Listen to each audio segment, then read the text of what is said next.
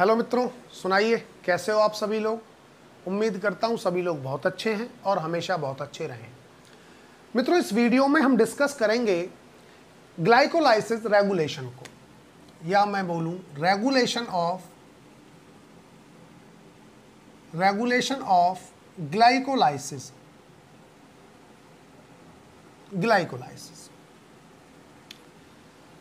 मित्रों, इससे पहली वीडियोस में हमने डिस्कस किया था ग्लाइकोलाइसिस को डिस्कस किया, हमने ऑक्सीडेटिव पेंटोस फॉस्फेट को डिस्कस किया, जो ऑक्सीडेटिव पेंटोस फॉस्फेट पाथवे था।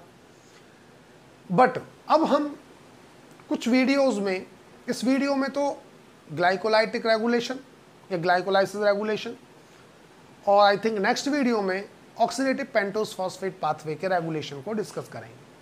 ठीक है, रेगुलेशन ऑफ ग्लाइकोलाइसिस। मित्रों, मैंने ये भी बताया था, आपको याद हो तो, कि ग्लाइकोलाइसिस के अंदर जो रिएक्शंस हैं उनमें 4 ऐसी रिएक्शंस हैं, 4 ऐसे स्टेप्स हैं जो इर्रिवर्सिबल हैं, बाकी सारे की सारे रिवर्सिबल हैं। और नेचर ने ग्लाइकोलाइसिस को रेगुलेट करने के लिए वही 4 स्टेप को सिलेक्ट किया है, उन्हीं 4 स्टेप को सिलेक्ट किया है जो इर्रिवर्सिबल है। तो कौन कौन से वो 4 स्टेप हैं, उन पे आ जाते हैं। एक तो वो जहां पर हेक्सोकाइनेज काम करता है, हेक्सोकाइनेज एंजाइम काम कर रहा है।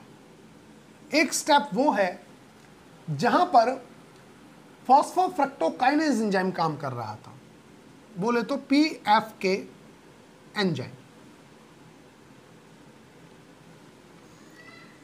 एक मित्रों, एक स्टेप वो है जहां पर ग्लिसरेट काइनेज एंजाइम काम कर रहा था, ग्लिसरेट काइनेज। और एक स्टेप वो है जहां पर पायरुवेट काइनेज काम कर रहा है, पायरुवेट काइनेज।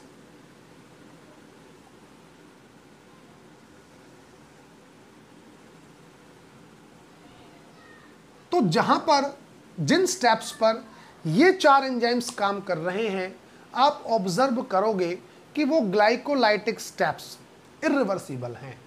बाकी इनको छोड़कर जो भी स्टेप्स हैं वो सारे के सारे रिवर्सिबल हैं। ठीक है, तो नेचर ने ग्लाइकोलाइसिस को रेगुलेट करने के लिए इन स्टेप्स को टारगेट बनाया है। ठीक है, आगे बढ़ाते हैं बात को। अब मित्रों, बात ये आती है कि ग्लाइकोलाइसिस के अंदर रेगुलेशन कितने तरह का है। तो मित्रों, आप ग्लाइकोलाइसिस के अंदर 2 तरह का रेगुलेशन आप देखोगे। एक तो देखोगे एलोस्टेरिक रेगुलेशन। एलोस्टेरिक रेगुलेशन, ये रेगुलेशन होता है कि जब कोई प्रोडक्ट या मॉलिक्यूल या कंपाउंड एंजाइम की एलोस्टेरिक साइट से बाइंड हो जाए और उस एंजाइम की एक्टिविटी को डाउन रेगुलेट कर दे। डाउन रेगुलेट का मतलब है एंजाइम की एक्टिविटी को कम कर देना। एंजाइम काम कम करेगा, रिएक्शन स्लो हो जाएगी, या एंजाइम एक्टिविटी को बंद कर देगा, तो रिएक्शन होगी ही नहीं। ये कहलाता है एलोस्टेरिक रेगुलेशन। एक दूसरा होता है through glucagon signalling. Through glucagon signalling, ओहो,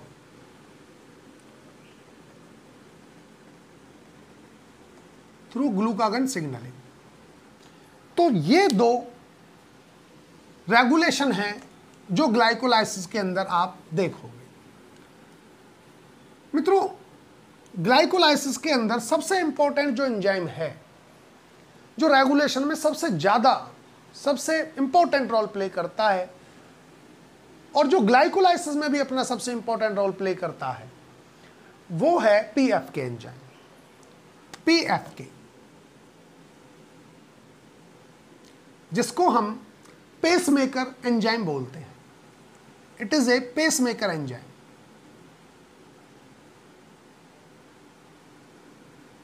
ये पेसमेकर एंजाइम है। इसका रेगुलेशन हम दोनों तरीकों से देखेंगे, एक तो एलोस्टेरिक रेगुलेशन और एक देखेंगे थ्रू ग्लूकागन सिग्नलिंग। तो पहले एलोस्टेरिक रेगुलेशन। Allosteric regulation. तो मित्रों एलोस्टेरिक रेगुलेशन वो कि एक्टिविटी अगर एंजाइम की बढ़वानी हो तो एलोस्टेरिक साइट से बाइंड कर जाए एक्टिवेटर, और अगर घटवानी हो तो एंजाइम की एलोस्टेरिक साइट से बाइंड कर जाए इनहिबिटर। तो पीएफके के हम मित्रों एक्टिवेटर और इनहिबिटर समझते हैं पहले क्या है। तो पीएफके एक तो होता है एक्टिवेटर जो पीएफके की एक्टिविटी को अपरेगुलेट करेगा। अपरेगुलेट का मतलब है जो पीएफके की एक्टिविटी को बढ़ाएंगे, उनको हम एक्टिवेटर्स बोलेंगे। और एक है इनहिबिटर्स।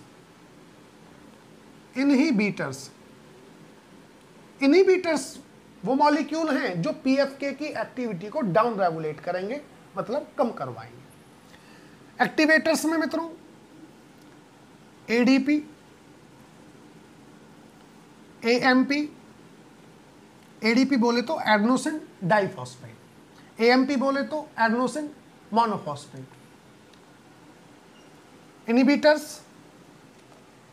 इनहिबिटर्स में आ जाएंगे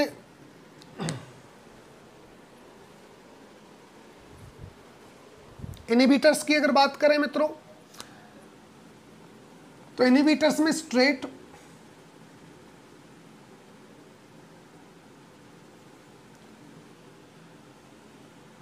पीईपी, फॉस्फेनॉल पायरुवेट, और एक आएगा फ्रक्टोज,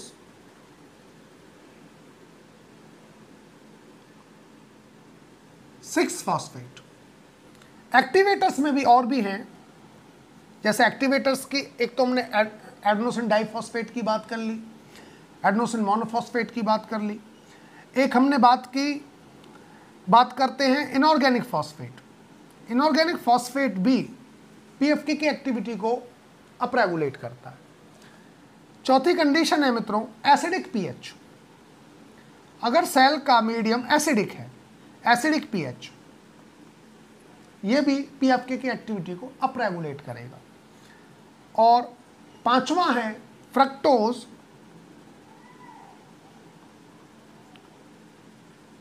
टू सिक्स बिसफॉस्फेट,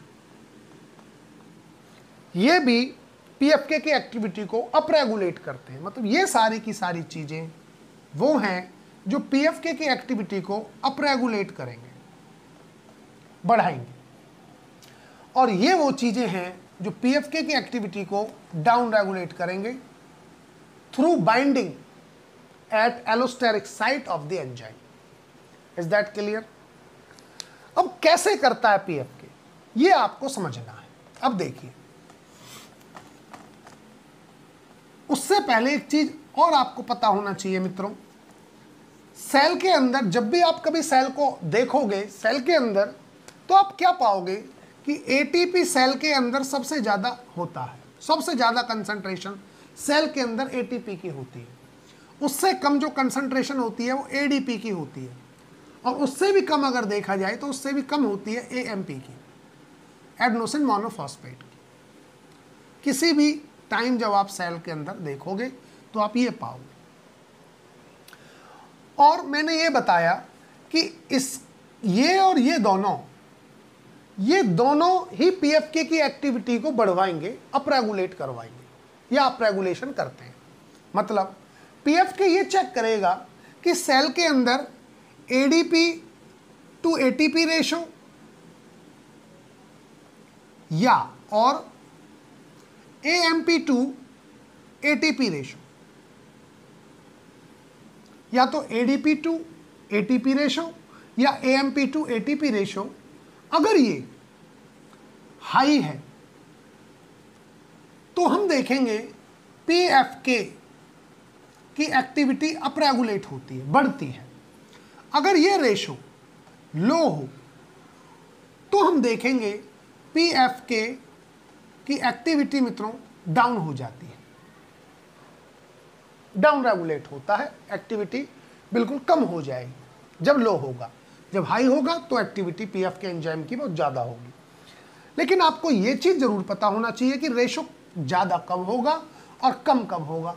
मित्रों ज़्यादा तो केवल तभी हो सकता है अगर ऊपर वाली वैल्यू ज़्यादा हो कंपैरेटिव टू नीचे वाली वैल्यू से। भाई ऊपर वाली वैल्यू जो है उससे कम होनी चाहिए नीचे वाली वैल्यू, तभी रेशो ज़्यादा आएगा, अदरवाइज तो 0 से कम आएगा। देखो जैसे फॉर एग्जांपल एडीपी हो या एएमपी हो, फॉर एग्जांपल कोई भी हो, इसकी वैल्यू हम 3 ले लेते हैं और एटीपी की वैल्यू ले लेते हैं 2, तो हम देखेंगे रेशो आएगा 1.5। ठीक है, कुछ और भी ले सकते हो अमाउंट आप, लेकिन अगर आपने उल्टा किया, मानकर चलो 2 ले लिया एडीपी या एएमपी की वैल्यू और 3 ये ले ली, तब आप देखोगे तब तो रेशो कम आएगा, पॉइंट में आएगा, 0 से कम आया, 0 से ज़्यादा नहीं आया। तो ये जरूर पता होना चाहिए कि रेशो हाई कब आएगा, लो कब आएगा। जब ऊपर की वैल्यूज नीचे की वैल्यूज से ज़्यादा हो तब हाई आएगा, और जब हाई आएगा पीएफके की एक्टिविटी अपरेगुलेट होती है, एंजाइम की एक्टिविटी बढ़ेगी। अब बात ये आती है कि पीएफके इजीली सेंस किस चीज को करेगा, इस रेशो को इजीली सेंस करेगा पीएफके या इस चीज को इजीली सेंस करेगा। भाई पीएफके को अपनी एक्टिविटी मान लीजिए करनी है, अपने एक्टिविटी जो भी है वो परफॉर्म करनी है, तब पीएफके क्या चेक करेगा, सेल का ये चेक करेगा ये रेशो या ये चेक करेगा? चेक तो दोनों करेगा, लेकिन वो इजीली किसको चेक कर पाता है पीएफके, बात इस पर भी कुछ डिपेंड करती है। वो कैसे? मित्रों जाहिर सी बात है, सेल के अंदर जिस चीज की कंसंट्रेशन सबसे कम होती है हम उसको इजीली सेंस कर सकते हैं, और पीएफके इजीली सेंस इस वाले रेशियो को करता है इसके कंपैरेटिव। वो एक एग्जांपल देके मैं आपको समझाता हूं, देखिए कैसे। मित्रों होता ये है, ये तो पता था कि सेल के अंदर एटीपी सबसे ज्यादा, एडीपी उससे कम, एएमपी सबसे कम। अब एक एग्जांपल समझिए आप। मान लीजिए क्लासरूम है और उस क्लासरूम के अंदर 100 स्टूडेंट्स हैं। उन 100 स्टूडेंट्स में 3 तरह के बच्चे, 3 तरह के स्टूडेंट हैं जिन्होंने 3 अलग अलग कलर्स की ड्रेस पहनी हुई है। 50 बच्चे ऐसे हैं जिन्होंने ब्लैक कपड़े पहने हुए हैं, कंप्लीट ब्लैक। 45 बच्चे ऐसे हैं जिन्होंने कंप्लीट रेड कपड़े पहने हुए हैं, लाल कपड़े। और 5 बच्चे ऐसे हैं उस क्लास में जिन्होंने कंप्लीट वाइट ड्रेस पहनी हुई है। ठीक है, अब रैंडमली किसी स्टूडेंट को खड़ा कर लीजिए उस क्लास में से और उससे ये पूछिए कि बेटा ये बताओ कि जिन बच्चों ने ब्लैक कपड़े पहने हुए हैं वो ज़्यादा हैं या वो बच्चे ज़्यादा हैं जिन्होंने रेड कपड़े पहने हुए हैं। तो आपको क्या लगता है वो आंसर कितनी देर में दे देगा इस बात का कि कौन से बच्चे ज़्यादा हैं? तो उसको टाइम लगेगा वहाँ ये सेंस करने में कि किसकी कंसंट्रेशन, किन स्टूडेंट्स की संख्या ज़्यादा है, किन की कम है। क्योंकि ब्लैक वाले 50 हैं, रेड वाले 45 हैं, तो इजीली सेंस नहीं कर पाएगा, गिनना पड़ेगा तब बता पाएगा। लेकिन अब उसी स्टूडेंट से अगर आप ये पूछोगे कि अब ये बताइए आप कि रेड वाले ज़्यादा हैं या वाइट वाले ज़्यादा हैं, तो वो इजीली देखते ही क्लास में ऑब्जर्व करते ही पहली नज़र में ये बता देगा देखते ही कि सर वाइट वाले कम हैं, रेड वाले ज़्यादा हैं। या आप ब्लैक और वाइट में पूछ लीजिए कि ब्लैक वाले ज़्यादा हैं या वाइट वाले ज़्यादा हैं, तो भी इजीली बता देगा कि वाइट वाले कम हैं, ब्लैक वाले ज़्यादा हैं। मतलब बॉटम लाइन यहाँ से क्या निकल कर आई? बॉटम लाइन यहाँ से ये निकल कर आती है कि जो कम कंसंट्रेशन होती है उसको इजीली सेंस किया जा सकता है। और कम कंसंट्रेशन सेल के अंदर किसकी होती है? कम कंसंट्रेशन सेल के अंदर होती है एडेनोसिन मोनोफॉस्फेट की, बोले तो एएमपी की। एएमपी की जब कंसंट्रेशन है वो मित्रों कम है, एएमपी की बहुत कम थी, क्योंकि इससे ऊपर एडीपी था और इससे ऊपर एटीपी था। तो इस अमाउंट को पीएफके इजीली सेंस कर लेता है। मतलब एएमपी टू एटीपी रेशो को इजीली सेंस किया जा सकता है पीएफके एंजाइम्स के द्वारा। ठीक है, अगर ये रेशो हाई आया तो एक्टिविटी देखेंगे डाउन, अप रेगुलेट होगी पीएफके की। लो आया तो पीएफके क्या करेगा, अपनी एक्टिविटी को डाउन कर लेता है, डाउन हो जाती है, इसमें अप हो जाती है। तो ये था मित्रों एलोस्टेरिक रेगुलेशन।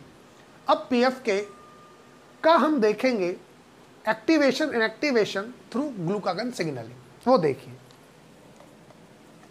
वो कैसे होती है। अब उसमें मित्रों मान लीजिए एक सेल है, सेल के अंदर मैंने ये सेल बना दी, ये cell membrane, this is the cell, ये सेल का इंटीरियर है, ये सेल का एक्सटीरियर है। सेल के बाहर ब्लड फ्लो कर रहा है, ब्लड स्ट्रीम फ्लो कर रही है। ब्लड स्ट्रीम को मैं ब्लड स्ट्रीम, ब्लड फ्लो कर रहा है। ब्लड के अंदर आपने क्या देखा, मैं ब्लड थोड़ा सा जो फीलिंग आए आपको मैं थोड़ा सा इस तरह से कर देता हूं डॉट डॉट डॉट कि ठीक है ब्लड फ्लो कर रहा है। लो जी, ये मैंने ब्लड बना दिया। तो मित्रों आपको पता है कि ब्लड के अंदर जो ग्लूकोज का लेवल है वो कंट्रोल किया जाता है हमारी बॉडी में दो हार्मोन की हेल्प से।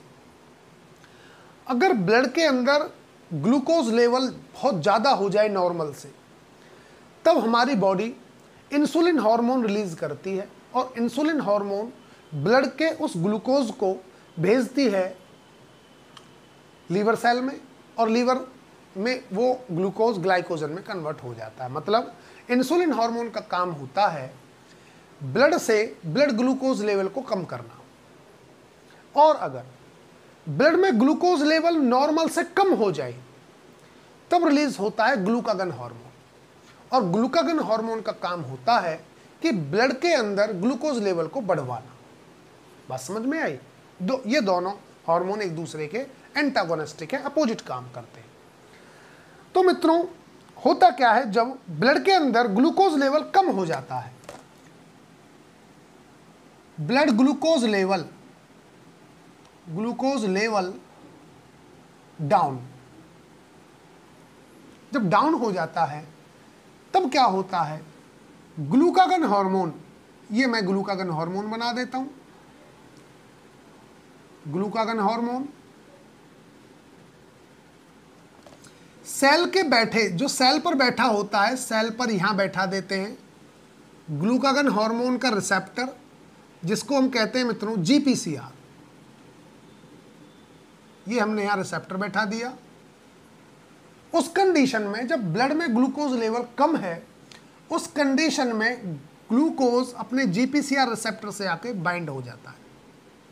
ये हो गया बाइंड, रिसेप्टर का नाम है GPCR, glucagon couple receptor, GPCR bind हो गया। अब बाइंड हो गया तो जो मेम्ब्रेन पर बैठा जीपीसीआर है वो एक्टिव हो जाएगा after binding hormone to the receptor.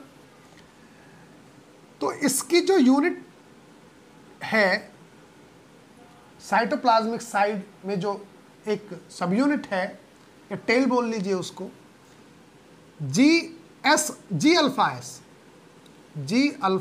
S, ये क्या करेगी, ये मेम्ब्रेन पर बैठी एक प्रोटीन को एक्टिव करेगी, और मेम्ब्रेन पर जो प्रोटीन बैठी है इसका नाम है एडिनाइलेट साइक्लेज। ये एक प्रोटीन है, इसका नाम है एडिनाइलेट साइक्लेज, एडिनाइलेट साइक्लेज। एडिनाइलेट साइक्लेज को एक्टिव कर दिया जीपीसीआर। एडिनाइलेट साइक्लेज क्या करता है, एडिनाइलेट साइक्लेज करता है कि एटीपी को कन्वर्ट करता है साइक्लिक एएमपी के अंदर। ये एडिनाइलेट साइक्लेज प्रोटीन का काम होता है कि एटीपी मॉलिक्यूल को तोड़कर उससे बनवाना साइक्लिक एएमपी। अब साइक्लिक एएमपी क्या करता है, साइक्लिक एएमपी एक काइनेज प्रोटीन को एक्टिव करेगा, काइनेज प्रोटीन को एक्टिव करेगा, और ये काइनेज प्रोटीन क्या करेगी, ये काइनेज प्रोटीन करेगी, एक एंजाइम है, कंप्लीट एंजाइम, जिसके पास दोनों एक्टिविटी होती है। एंजाइम मैंने बना दिया पीएफके, और इसी के पास है फ्रक्टोज बिसफॉस्फेटेज एक्टिविटी। ये एक ही एंजाइम है मित्रों, आप कभी दो समझो, और इस एंजाइम के पास दोनों ही एक्टिविटी है। काइनेज एक्टिविटी भी है। काइनेज एक्टिविटी का काम होता है फॉस्फोराइलेशन करना। फॉस्फेटेज एक्टिविटी भी है, और फॉस्फेटेज एक्टिविटी का काम होता है कि जो फॉस्फोराइलेशन से फॉस्फेट ग्रुप ऐड हुआ है उस फॉस्फेट को रिमूव करना, ये फॉस्फेटेज का काम होता है। काइनेज और फॉस्फेटेज का एंटागोनिस्टिक फंक्शन है। काइनेज का काम है फॉस्फोराइलेशन करना, और फॉस्फेटेज का काम है उस फॉस्फेट ग्रुप को रिमूव करना। तो देखिए, अभी ये फिलहाल नॉर्मल कंडीशन में जब तक ये प्रोटीन काइनेज एक्टिव नहीं थी, तब पीएफ के जो यूनिट थी या पीएफ के जो पार्ट था एंजाइम का, वो एक्टिव था। एक्टिव पर मैं टिक का निशान लगा देता हूं, ये एक्टिव था, क्योंकि जो पीएफ के वाला पार्ट है, इस पर होता है मित्रों एक सेरिन रेजिड्यू। सेरिन रेजिड्यू होता है, सेरिन अमीनो एसिड का रेजिड्यू होता है इस पर।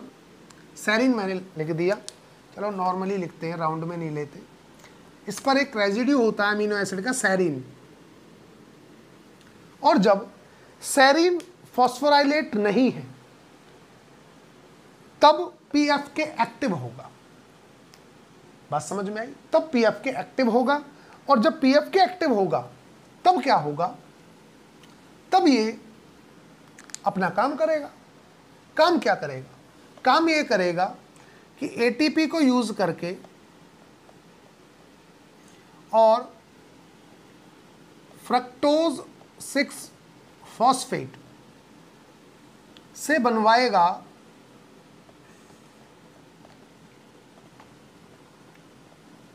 मित्रों, थोड़ा सा ना मैं इसको इधर शिफ्ट करता हूं, तब मामला थोड़ा आपका क्लियर समझ में आएगा कि साइक्लिक एएमपी बना।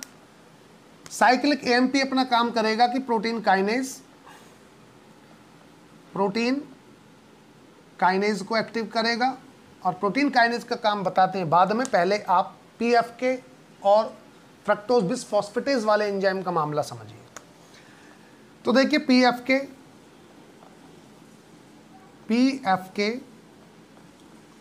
और फ्रक्टोज बिसफॉस्फेटेज, ये हमने बात की कि ये एंजाइम है जिसके पास दोनों ही एक्टिविटी है, और पीएफके के पास एक सेरिन रेजिड्यू एक्स्ट्रा होता है, एक जो इम्पोर्टेंट होता है। सेरिन एक अमीनो एसिड होता है। अब देखिए, नॉर्मल कंडीशन में ये है जब ग्लूकागन सिग्नलिंग नहीं चल रही बॉडी के अंदर, तब की बात कर रहा हूं। तब नॉर्मली ये होता है कि पीएफके एक्टिव है और फ्रक्टोज बिसफॉस्फेटेज जो एंजाइम है वो इनएक्टिव है। ये इनएक्टिव दिखा दिया मैंने, अपना काम नहीं करेगा। फॉस्फेटेज वाली यूनिट या फॉस्फेटेज जो एंजाइम है, पार्ट है जो एंजाइम का फॉस्फेटेज वाला, वो अपना काम नहीं कर रहा। पीएफके वाला कर रहा है, एक्टिव है। एक्टिव है तो क्या करेगा? एटीपी को यूज करके ग्लूकोज 6 फॉस्फेट को, सॉरी ग्लूकोज नहीं, फ्रक्टोज 6 फॉस्फेट, फ्रक्टोज 6 फॉस्फेट को चेंज करेगा किसमें? फ्रक्टोज 2,6 बिस फॉस्फेट के अंदर, और एटीपी चेंज हो जाएगा एडीपी में। ठीक है, कब काम किया? ये काम तब किया जब ब्लड के अंदर ग्लूकागन सिग्नलिंग नहीं हुई। ब्लड में ग्लूकोज लेवल नॉर्मल था, नॉर्मल है तो ग्लूकागन सिग्नलिंग नहीं होगी, और जब नहीं होगी तो उस कंडीशन में एंजाइम स्टेज में होगा, एक्टिव फॉर्म में होगा, पीएफके एक्टिव होगा, और फ्रक्टोज बिसफॉस्फेटेज इनएक्टिव है, और जब एक्टिव है तो पीएफके क्या करता है, फ्रक्टोज 6 फॉस्फेट को by using ATP molecule change करता है फ्रक्टोज 2,6 बिसफॉस्फेटेज में, बिसफॉस्फेट में और एडीपी में। और आप ये जानते हो कि ये दोनों चीज़ें ही पीएफके की एक्टिविटी को क्या करती हैं, बढ़ाती हैं। ठीक है, बट मैं बात कर रहा था कि ब्लड में ग्लूकोज लेवल डाउन हो गया तो ग्लूकागन हार्मोन रिलीज हुआ। ग्लूकागन हार्मोन अपने जीपीसीआर रिसेप्टर से बाइंड किया, जीपीसीआर रिसेप्टर से बाइंड करेगा तो जीपीसीआर रिसेप्टर एक्टिव करेगा एडिनाइलेट साइक्लेज प्रोटीन को। एडिनाइलेट साइक्लेज प्रोटीन एटीपी को ब्रेक डाउन करके साइक्लिक एएमपी बनवाएगी, और साइक्लिक एएमपी बन गया तो साइक्लिक एएमपी प्रोटीन काइनेज को एक्टिव करेगी। और प्रोटीन काइनेज अब क्या करेगा, प्रोटीन काइनेज करेगा एटीपी को यूज करके, एटीपी को यूज करके, जब एटीपी यूज होगा तो एडीपी बनाएगा, जाहिर सी बात है, और इन प्रोटीन्स का फॉस्फोराइलेशन करेगा। काइनेज का काम ही ये होता है मित्रों, फॉस्फोराइलेशन करना। अब फॉस्फोराइलेशन करने के बाद क्या होगा वो देखिए, पीएफके फ्रक्टोज बिसफॉस्फेटेज, ये एंजाइम था, ये बना दिया। इस पे यहां पे लिख लेता हूं थोड़ा सा,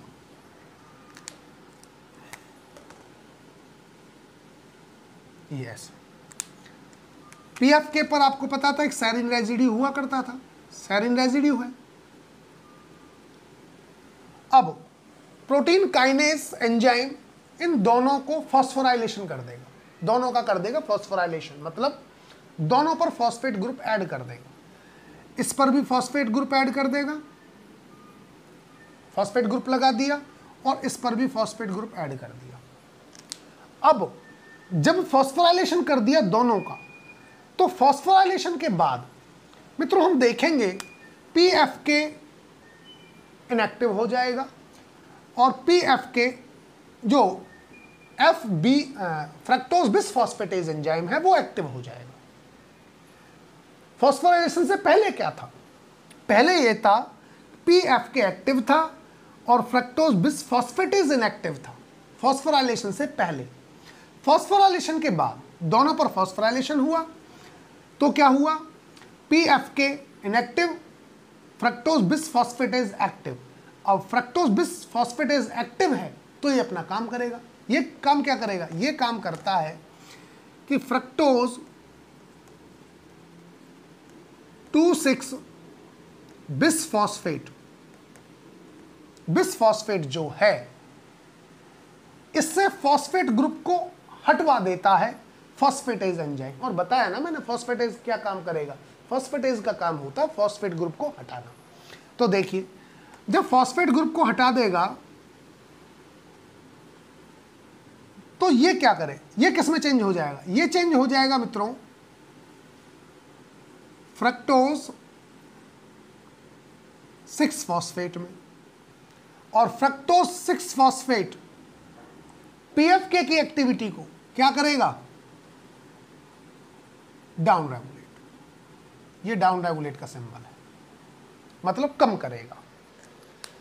जब पीएफके की एक्टिविटी कम होगी तो पीएफके अब ग्लाइकोलाइसिस में अपना रोल प्ले नहीं करेगा, ग्लाइकोलाइसिस बंद। और ग्लाइकोलाइसिस बंद मतलब क्या कि ग्लूकोज अब ब्रेकडाउन में नहीं जा रहा, और जब ग्लूकोज ब्रेकडाउन में नहीं जाएगा तो ब्लड में, अब आप बताइए ग्लूकोज का लेवल बढ़ेगा ना या घटेगा, अब तो बढ़ेगा, क्योंकि जो ब्लड में ग्लूकोज था वो जो सेल के अंदर जाकर ग्लाइकोलाइसिस में जा रहा था, वो ग्लूकोज ब्रेकडाउन होने के लिए। अब ग्लूकागन सिग्नलिंग ने क्या किया, पीएफके एंजाइम को बंद करवा दिया, उसका इनहिबिटर बनवाकर। और उसका इनहिबिटर क्या है, फ्रक्टोज 6 फॉस्फेट। पीएफके एंजाइम हो गया बंद, ग्लूकोज का ब्रेकडाउन हो गया बंद, ग्लाइकोलाइसिस बंद। अब ग्लाइकोलाइसिस बंद तो ग्लूकोज सेल के अंदर जाना बंद हो जाएगा।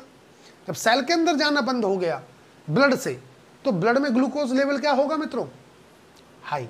बात समझ में आई। बट हाई हो जाएगा। अब जब ब्लड में ग्लूकोज लेवल हाई हो जाता है तब क्या होता है इस एंजाइम के साथ? तब ये होगा, इस एंजाइम पर काम करेगा एक एंजाइम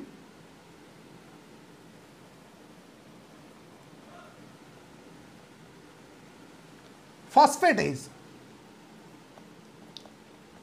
मैं यहां लिखता हूं फॉस्फेटेज एंजाइम, प्रोटीन फॉस्फेटेज पूरा लिखते हैं। प्रोटीन फॉस्फेटेज एक एंजाइम है, प्रोटीन फॉस्फेटेज पर काम करेगा।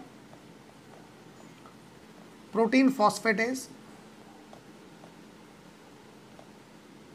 और प्रोटीन फॉस्फेटेज क्या करेगा? वाटर को यूज करके फॉस्फेट ग्रुप इनका रिमूव कर देगा,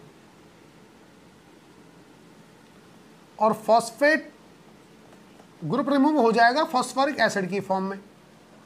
फॉस्फेटेज एंजाइम ने क्या किया? कब? जब ब्लड में ग्लूकोज लेवल नॉर्मल हो गया, ज्यादा है। अब जब ब्लड में ग्लूकोज लेवल ज्यादा है तब तो पीएफके की एक्टिविटी को बढ़ाना पड़ेगा ना, सीधी सी बात है। क्योंकि ज्यादा है तो भैया पीएफके की एक्टिविटी को बढ़ाओ। क्यों? अगर ब्लड में ज्यादा ही बढ़ता रहा तब तो शुगर हो जाएगी, दिक्कत हो जाएगी, बंदे को परेशानी हो जाएगी, मतलब बीमारी बढ़ेगी। बॉटम लाइन ये है। ज्यादा क्यों हुआ था? क्योंकि पीएफके की एक्टिविटी डाउन रेगुलेट हो गई। डाउन रेगुलेट हो गई तो ब्लड से ग्लूकोज गया ही नहीं, ग्लाइकोलाइसिस के लिए लेवल हो गया ब्लड में ग्लूकोज का ज्यादा होने पर अब फॉस्फेटेज क्या करेगा? प्रोटीन फॉस्फेटेज इस एंजाइम से फॉस्फेट ग्रुप को रिमूव करवा देगा, वाटर के थ्रू वाटर को चेंज कर देगा फॉस्फोरिक एसिड में, और एंजाइम फिर से आ जाएगा इस फॉर्म में। मतलब इस फॉर्म में आएगा तो एंजाइम काम क्या करेगा? मतलब पीएफके एक्टिव,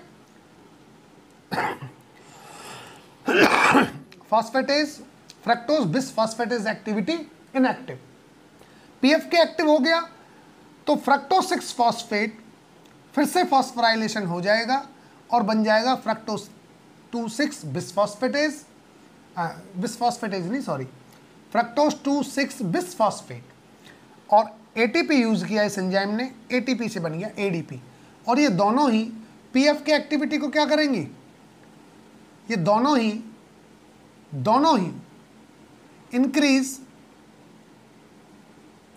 पीएफके एक्टिविटी, और पीएफके एक्टिविटी कब बढ़ी? जब ब्लड में ब्लड ग्लूकोज अबंडेंट था, जब ब्लड में ग्लूकोज का लेवल बहुत ज्यादा था, ब्लड में ग्लूकोज लेवल अबंडेंट कंसंट्रेशन में था, तब पीएफके की एक्टिविटी इंक्रीज हुई फॉस्फेटेज की हेल्प से, प्रोटीन फॉस्फेटेज की हेल्प से। जब ब्लड में ग्लूकोज लेवल डाउन था, कम था, तब ग्लूकागन की सिग्नलिंग की हेल्प से कैसे पीएफके की एक्टिविटी को डाउन रेगुलेट किया गया, डाउन रेगुलेट करने से, और फिर उसके बाद फिर ब्लड में ग्लूकोज का लेवल नॉर्मल हुआ। ज़्यादा हो जाता है तो फॉस्फेटेज आता है, इनसे फॉस्फेट ग्रुप का रिमूवल करवा देता है, तब पीएफके एक्टिविटी को बढ़वा देगा, जैसे यहाँ पे दिखाया है। ठीक है मित्रों, तो मुझे लगता है ग्लाइकोलाइसिस का रेगुलेशन आपके समझ में आया, एलोस्टेरिक भी समझ में आया, और जो ये था ग्लूकागन सिग्नलिंग के थ्रू ये भी समझ में आया। कोई प्रॉब्लम है, कोई क्वेश्चन है, आप बेझिझक मेरे से पूछ सकते हैं, कमेंट बॉक्स में लिखकर आप बताइए मुझे, कोई दिक्कत है तो। ठीक है मित्रों, अब मिलते हैं नेक्स्ट वीडियो में नेक्स्ट टॉपिक के साथ। नेक्स्ट टॉपिक में हम डिस्कस करेंगे ग्लाइकोलाइसिस एंड कैंसर। हम इनको रिलेट करेंगे कि ग्लाइकोलाइसिस से कैंसर कैसे जुड़ा हुआ है, और एक डिस्कस करेंगे मिल्क इंटॉलरेंस कि कैसे जैसे जैसे हमारी एज बढ़ती है वैसे वैसे हमारे अंदर मिल्क इंटॉलरेंस बढ़ती जाती है। तो ये 2 टॉपिक हम डिस्कस करेंगे नेक्स्ट वीडियो में। तब तक के लिए मित्रों thank you so much. Okay bye मित्रों।